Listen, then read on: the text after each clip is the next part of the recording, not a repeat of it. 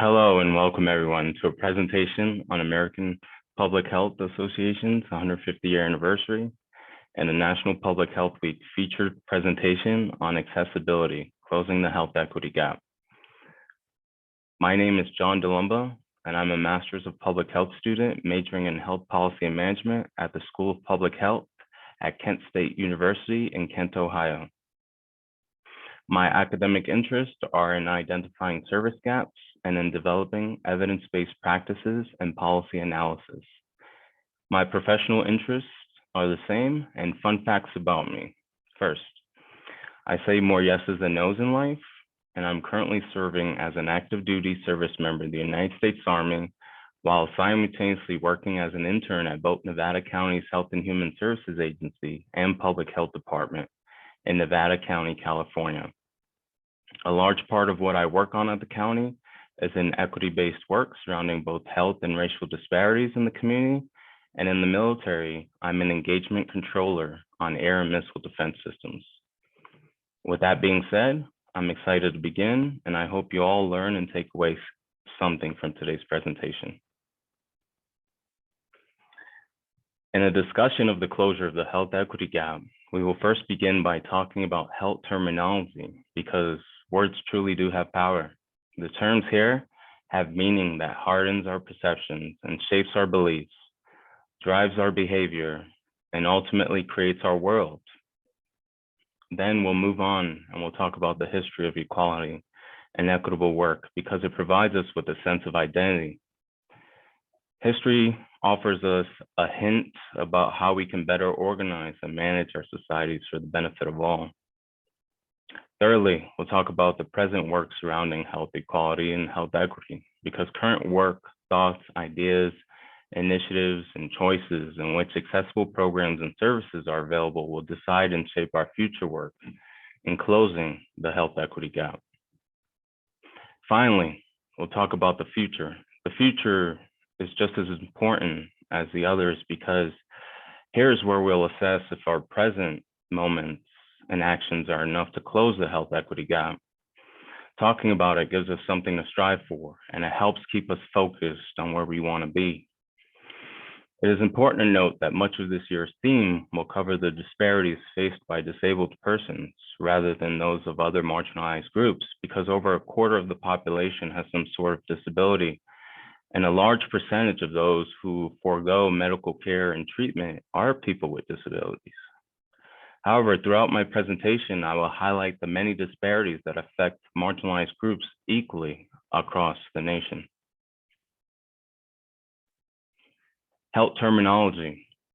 These terminologies are here to help us as public health members and members of our health community communicate with each other easily and without misunderstanding.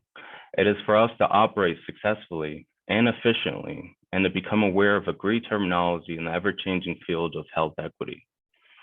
The term disability here is taken from the CDC site on disability and health overview. Disability is any condition of the body or mind that makes it more difficult for the person with the condition to do certain activities and interact with the world around them.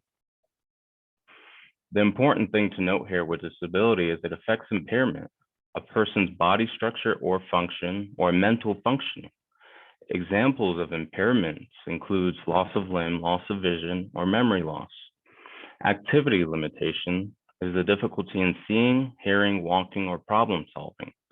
And participation restrictions here is referring to normal daily activities such as working, engaging in social and recreational activities, and obtaining health care and preventative services. Next, we'll talk about disparities.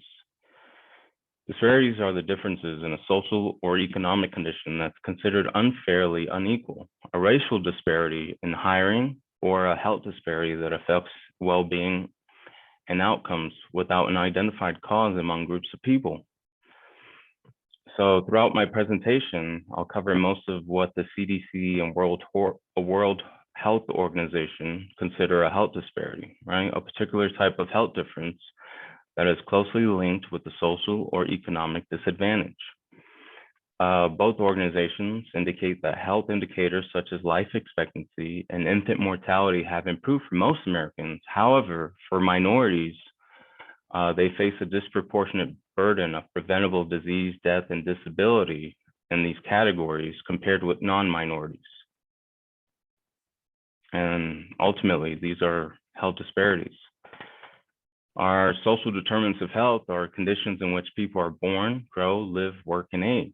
These circumstances are shaped by the distribution of money, power, and resources. They are mostly responsible for health inequities. Social determinants of health are categorized, right, by where people are born, live, learn, work, play, worship, and age.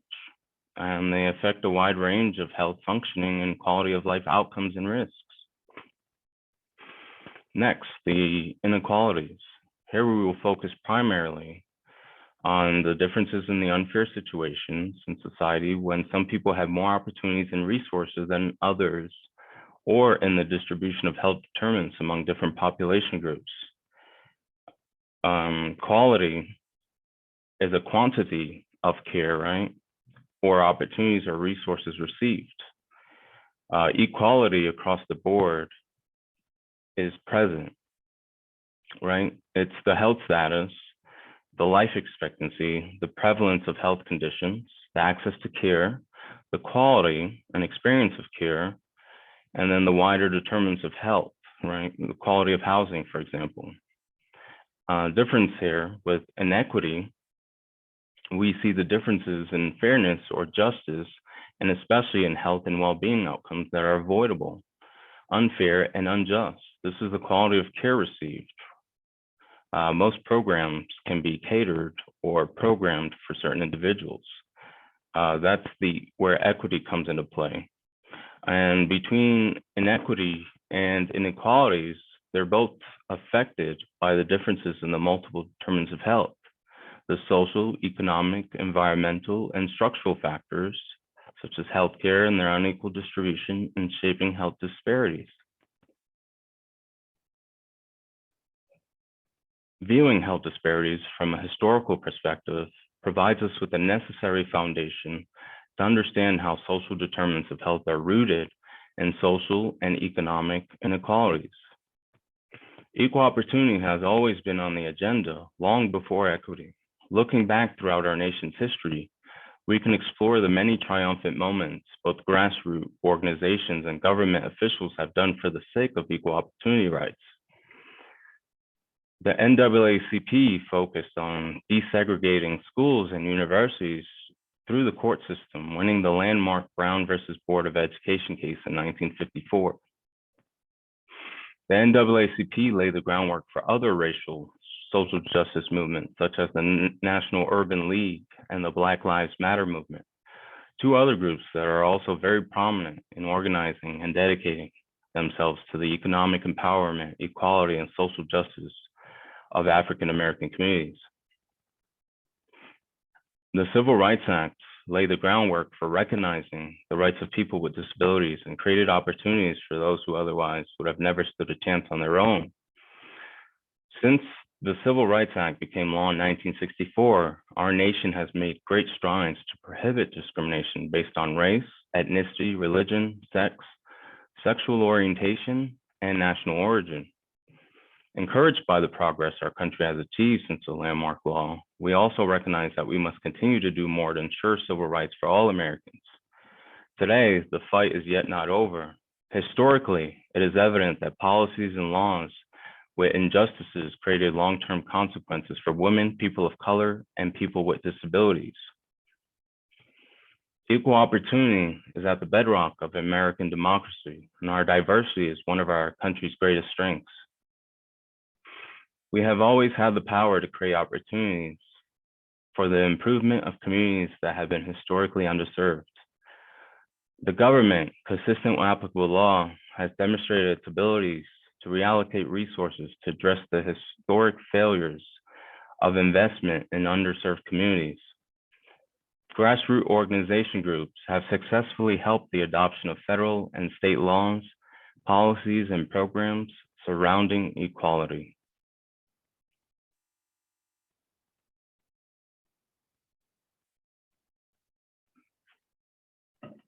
So in going forward, we'll not just focus on the civil rights of African Americans and minorities, but we'll also delve deeper into the fight for the rights of women and disabled persons, because these two are pinnacle moments throughout civil rights history, and they offer us the ability to look at a wide array of equal opportunity achievements throughout our nation's history.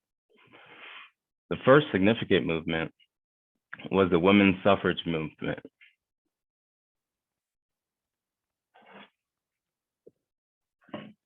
Here, equality work was performed by nurses, right? They addressed the public health issues, voting rights, urban sanitation, poor working conditions, and they tackled child hunger early on. The early women's rights movement championed health for all people of color and for people with disabilities. The second wave of the women's suffrage movement, the 1960s and 70s, transformed the medical system and made significant strides for all that had not otherwise been seen.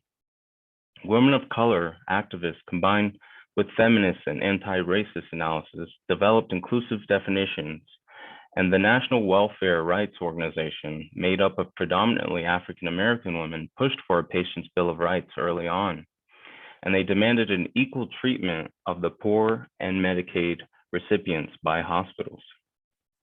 Moving on to 1935, we have the development of the League of Physically Handicapped, otherwise known as LPH. They were the first direct action civil disobedience disability organization in the United States. During the depths of the Depression, the LPH had a single goal to redirect funds of the New Deal employment program towards people with physical disabilities. The League was modest at best. Only roughly 1,500 jobs were created for people with disabilities throughout New York City. However, its greatest achievement was successfully being able to mark the beginning of the rights movement for workers with disabilities. Next, the Civil Rights Act of 1964 was seen as a pivotal moment in history where those who were disenfranchised found protection through law. However, people with disabilities were left behind during the revolutionary moment. The Civil Rights Act of 1964 did not protect people with disabilities. Discrimination against people with disabilities would not be addressed until 1973, when Section 504 of the Rehabilitation Act of 1973 became law. However, not later in 1999, when the ADA was passed, was there a significant change in the rights of people with disabilities. Another pivotal law revolved around education for children. In 1975, Congress enacted the Education for All Handicapped Children Act. This act required all public schools to accept federal funds to provide equal access to education for children with physical and mental disabilities. Public schools were required to evaluate children with disabilities and create an educational plan with parent input that would emulate as closely as possible to the education experienced by non-disabled students. In 1990, the Americans with Disabilities Act was ultimately passed, and it was signed by President George H.W. Bush. The ADA became a law that prohibited discrimination against people with disabilities in many aspects of public life. It was the United States' first comprehensive civil rights law to address the needs of people with disabilities. This act prohibited discrimination in employment, public services, public accommodation, and telecommunications. The ADA improved job opportunities and access to social and healthcare services, including but not limited to accommodation by altering the physical structure of buildings. To date, the 1990 Americans with Disabilities Act and the subsequent ADA Amendment Act of 2008 are the movement's greatest legal achievements. The Amendment Act changed the definition of the term disability by clarifying and broadening it, which in turn increased the number and types of persons protected under the American Disabilities Act and other federal non-discrimination laws. The Amendment Act was designed to strike a balance between employer and employee interests, as it was felt that employer interests had been favored too much before the amendments were enacted. Before transitioning to the present day, we can't help but take the time to reflect and highlight the work of some self-advocacy groups that have shaped the national conversation around disability. Such groups and people include DREF, which stands for the Disability Rights Education and Defense Fund, ADAPT, which stands for the Americans Disabled for Accessible Public Transportation, later known as the Americans Disabled Attendant Programs, and the CIL, otherwise known as the Center for Independent Living. The CIL advocacy program is today one of the most groundbreaking and prominent movements to have come out of the disabled rights movement. And they first began by providing services for people with disabilities in the UCLA Berkeley community in the early 1960s at the historic Cowell Memorial Hospital. The building is now demolished, but its legacy remains. The hospital supported the Rolling Quads and the Disabled Students Program at UCLA. These programs are founded by students Ed Roberts and John Hessler. Both men lived with physical disabilities and needed to find housing options after their acceptance to the university. The university dormitories could not manage Robert's iron lung, an assistive breathing device for people with polio, or Hessler's physical needs. Hessler and Roberts instead were inspired because at that time they lived at Cowell Memorial Hospital when they first arrived to the college. They were inspired to start a revolution, and with the assistance of the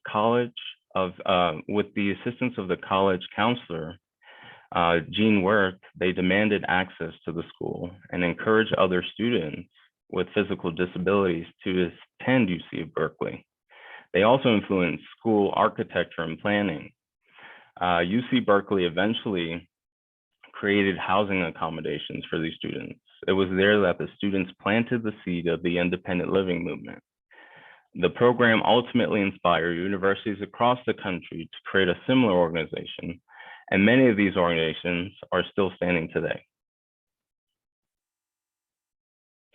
Feats of the last decade. So within the last decade, we have made great strides in accessibility for those disabled. In 2010, the Department of Justice published revised regulations for Titles II and III of the American with Disabilities Act of 1990. These regulations adopted revised and enforceable accessibility standards, and therefore that's where the Act gets its name, the 2010 ADA Standards for Accessible Design, otherwise known as 2010 standards or standards. The 2010 standards set minimum requirements, both scoping and technical, for newly designed and constructed or altered state and local government facilities, public accommodations, and commercial facilities to be readily accessible and usable by individuals with disabilities. Adoption of the 2010 standards also established a revised reference point for Title II entities that choose to make structural changes to existing facilities to meet their program accessibility requirements. And it establishes a similar reference for Title III entities undertaking readily achievable barrier removal.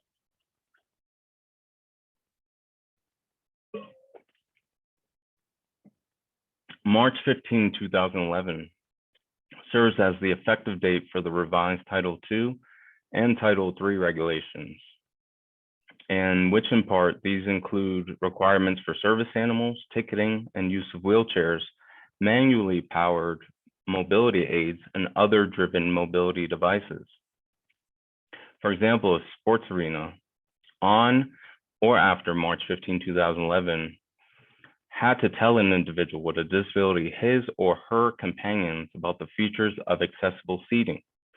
If seating maps or brochures are provided to the general public, similar information showing accessible seating must be provided to individuals with disabilities. This was a very groundbreaking move. In 2014, the Workforce Innovation and Opportunity Act was signed into law. Its intent was designed to help job seekers access employment, education, training, and support services to succeed in the labor market and to match employers with the skilled workers they need to compete in the global economy. Congress passed the act with a wide bipartisan majority. It was the first legislative reform of the public workforce system since 1998. In 2015, the ABLE Act was passed, Achieving a Better Life Experience Act. This allowed states to create tax advantage savings programs for eligible people with disabilities, designated beneficiaries. Funds from these 529A accounts designated beneficiaries to pay for qualified disability expenses.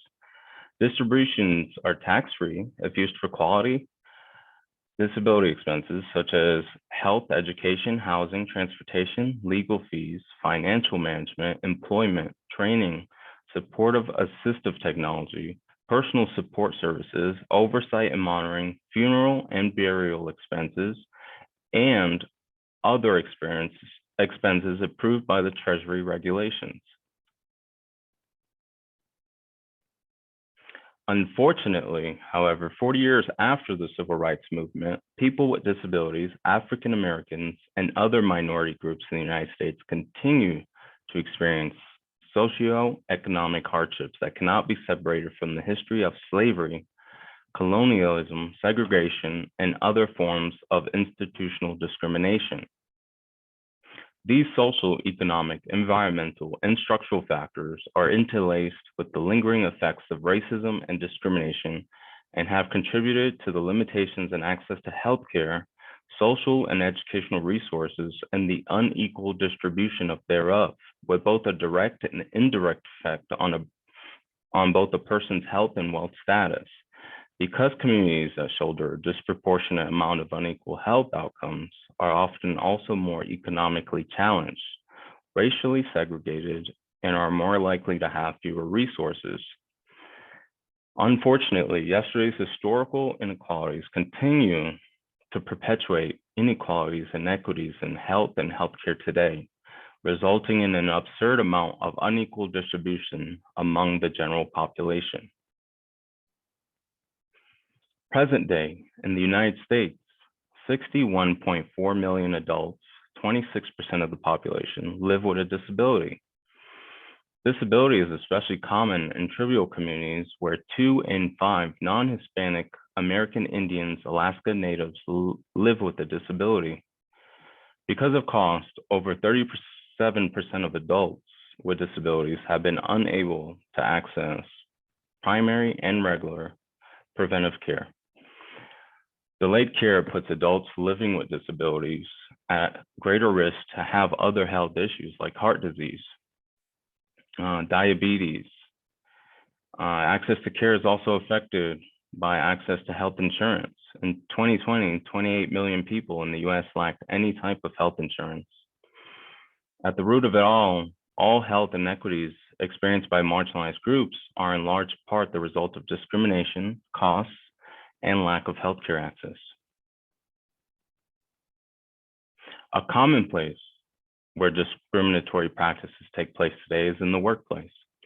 Hate crimes reached near record levels last year in the United States, demonstrating that our work to ensure civil rights and equal treatment is far, far from over. The U.S. Equal Employment Opportunity Commission released breakdowns for the 67,448 charges of workplace discrimination the agency received in fiscal year 2020. The fiscal year 2020 data shows that retaliation remained the most frequently cited claim in charges filed with the agency, accounting for a staggering 55.8% of all charges filed, followed by disability, race, and sex. Specifically, the charge numbers show the following categories of discrimination in descending order of frequency. For retaliation, we have 37,632 charges, 55.8% of all charges filed. Disability at 24,324, coming in second at 36.1%. Race, 22,064. Sex, 21,398. And age, in descending order, you can see that the COVID-19 pandemic and the resulting recession made life much more difficult for many American workers in many ways. The pandemic was not only a public health crisis, but it was also an economic crisis. It proved to be a civil rights crisis as well. COVID-19 and its economic fallout disproportionately impacted people of color, women, older workers, individuals with disabilities, and that impact had serious implications in the workplace. Costs are also another factor associated with health inequities. Adults with disabilities are 2.5 times more likely to report skipping or delaying healthcare because of cost. Because people with some disabilities require more healthcare for the management of their disabling conditions or increased risk of some chronic conditions, measurement of failure or delay in receiving needed care is important rather than comparing receipt of care. Rates of insurance coverage are generally comparable between disability and non-disability populations, but the nature of coverage differs. Approximately 75% of people without disabilities have private health insurance, but fewer than 50% of people with complex limitations, severe disabilities, are privately insured. Furthermore, although public insurance provides coverage for many people with disabilities, it does not cover all people, and the greatest gaps are felt by people with emotional disabilities. 28% are uninsured. Even with insurance, people with disabilities are much more likely to miss getting needed care because of cost. The current experience of living with a disability is associated with more likelihood of not having a high school education and much less likelihood of employment, less access to internet, and much more likelihood of having an annual household income less than $15,000, and inadequate transportation. People who have systematically experienced the economic and social disadvantages of poverty and discrimination face greater obstacles to optimal health. These experiences of disadvantage, discrimination, and difficulties in accessing healthcare and health promotion services contribute to unhealthier lifestyle behaviors and poorer mental health, creating a cycle of more chronic conditions, poorer health, and increasing functional limitations. Health inequities persist today because they are a result of the lack of healthcare access. Fortunately enough, under the Affordable Care Act, uninsured rates have dropped. However, in 2020, 28 million people in the US lacked any type of health insurance.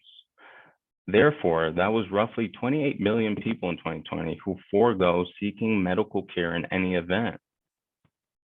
In summary, looking at the two figures on the section, we know that in 2020, 8.6% of people, or 28 million, did not have health insurance at any point during the year.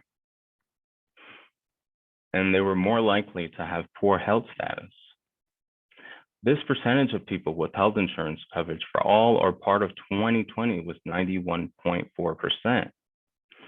In 2020, private health insurance coverage continued to be more prevalent than public coverage at 66.5% and 34.8% respectively. Uninsured people were less likely to receive medical care. In 2020, private health insurance coverage continued to be more prevalent than public.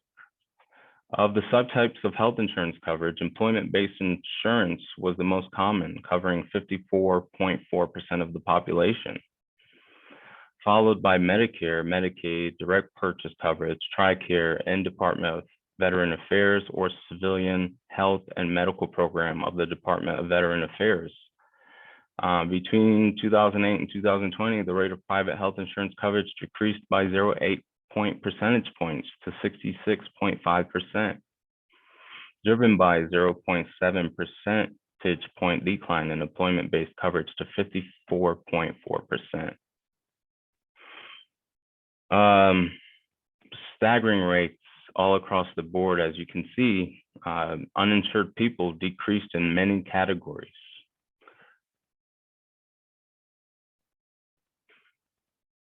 Abraham Lincoln once said, "The best way to predict is to create."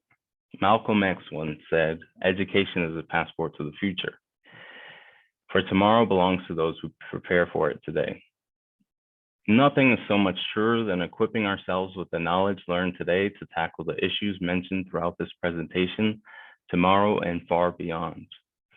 And going forward, we see here an example of Albite's Cornerstone Villages vision, one of the first of its kind communities integrating independent adults with disabilities with active people 55 years of age and older, either side-by-side homes or in apartment villas.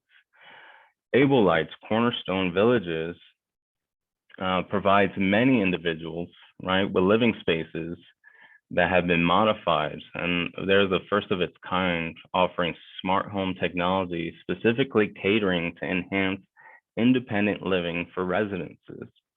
This is a form of equity at its finest, right?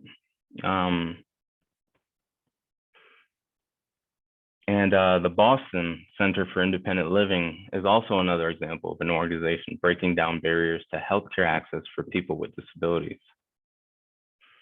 The Boston Center for Independent Living, otherwise known as BCIL, first began by investigating the relationship between funding from the Massachusetts Medicaid program, known as MassHealth, and the healthcare provided through the plan. Under federal law, health plans that contract with the state Medicaid agency in Massachusetts must be able to show that their network of healthcare providers can meet the needs of their patients on Medicaid for their respective state plan. That has evolved both in federal law and in practice to include the concept of accessibility. So to have an adequate network, BCIL obligated providers to have accessible facilities and equipment in doing so. It turned out that previously many MassHealth providers were not accessible to people with disabilities. And for a variety of reasons, this occurred. BCIL during its tenure decided to focus specifically on increasing access to medical equipment that was appropriate for people with disabilities, like adjustable exam tables or scales for people who can't stand on their own. In performing their diligent work, they convinced providers of the need for accessible equipment that would pave the way for addressing other important accessibility needs. GBLS and DLC, both organizations, prepared a lawsuit against MassHealth based on the investigation, but fortunately, they were able to negotiate instead, and they fought on behalf of BCIL in this lawsuit. As part of the negotiations, MassHealth incorporated important accessibility standards, starting with accessible equipment into existing provider contracts. The negotiation process also led to some promising new programs like MassHealth's Hospital Incentive Program. Many emphasize that BCIL's success would not have been possible without the advocacy of people with disabilities in the Boston area. To take note from this, it's very powerful to hear the stories about barriers to healthcare access from the people facing those barriers. Talk to people with disabilities and listen to what they have to say about their experience. In the big picture, healthcare is complicated, and BCIL understood this, and pretty much everyone has concerns about the healthcare system. We can't ask for a worry-free system in this process, but we can hope for a system where people with disabilities feel like they can get the care they need when they need it. And providers will understand them, listen to them, and do the right thing if only they have health equity in mind. As a public health workforce, together we can close the health equity gap. Achieving these broad and ambitious goals requires setting, working toward, and achieving a wide variety of much more specific goals. Essentially, this would be to utilize the overarching Healthy 2030 People Goals. In our mission statements, the framework outlines the overarching goals and states specifically, in order to close the health equity gap, we need to attain healthy, thriving lives and well-being, free of preventable disease, disability, injury, and premature death. Eliminate health disparities, achieve health equity, and attain health literacy to improve the health and well-being of all. create social, physical, and economic environments that promote attaining the full potential for health and well-being for all. Promote healthy development, healthy behaviors, and well-being across all life stages. Engage leadership, key constituents, and the public across multiple sectors to take down and design policies that improve the health and well-being of all. The plan of action sets national goals and measurable objectives to guide evidence-based policies, programs, and other actions to improve health and well-being. Providing accurate, timely, and accessible data that can drive targeted actions to address regions and populations that have poor health or at high risk for poor health. Foster impact through public and private efforts to improve health and well-being for people of all ages and the communities in which they live. Provide tools for the public programs, policymakers, and others to evaluate progress toward improving health and well-being. Share and support the implementation of evidence-based programs and policies that are replicable, scalable, and sustainable. Report biannually on progress throughout the decade from 2020 to 2030. Stimulate research and innovation toward meeting Healthy People 2030 goals, and highlight critical research data and evaluation needs. Facilitate the development and availability of affordable means of health promotion, disease prevention, and treatment. A particular 2030 goal I would like to highlight is to reduce the proportion of adults with disabilities who delay preventative care because of cost. You wouldn't think of this as a 2030 goal because over the first half of the last decade, the Patient Protection and Affordable Act of 2010 helped over 20 million adults gain affordable health insurance coverage. Yet, even as the number of uninsured have been significantly reduced throughout the last decade, millions of Americans still lack healthcare coverage. Data from the Healthy People Mid-Course Review demonstrates that there are significant disparities in access to care by sex, age, race, ethnicity, education, and family income. These disparities exist with all levels of access to care, including health and dental insurance, having an ongoing source of care and access to primary care. Disparities exist by geography, as millions of Americans living in rural areas lack access to primary care services due to workforce shortages. Future efforts will need to focus on the deployment of a primary care workforce that is better geographically distributed and trained to provide culturally competent care to diverse populations. Increasing physical accessibility to care and reducing health disparities in health insurances increase physical access to care, increasing the availability of appropriate care, building more inclusive public health programs, and promoting healthy living, specifically addressing issues that should be monitored specifically. And they should happen now, and they should be monitored over the next decade. Such specific points such as increasing and measuring insurance coverage and access to the entire care continuum, addressing disparities that affect access to healthcare, assessing the capacity of the healthcare system to provide services for newly insured individuals, determining changes in healthcare workforce needs as new models for the delivery of primary care become more prevalent, monitoring the increasing use of telehealth as an emerging method of delivering healthcare. With these proposed actions, we can include improved access to healthcare and human services, collection and routine use of disability data for decision-making, strengthening the health and human services workforce capacity, the explicit inclusion of people with disabilities in public health programs, and improving preparation and coordination for emergencies, we can decrease the disparities of people with disabilities. These actions can support public health and improving the health of all people in the United States. Finally, one of the most important Healthy People 2030 goals, which we can all do to close the health equity gap, is increase the number of community organizations that provide prevention services. By increasing the number of clinical and community-based organizations providing population-based primary prevention services, we can help address unmet health-related social needs of high-risk populations. And because our community systems contribute to our health and quality of life just as much as our medical care system, strengthening community organizations that provide preventative physical and mental health care services, catering most specifically to people with disabilities, students, and unhoused individuals is supplemental to improving community health, increasing health education, and bringing healthcare to where people are.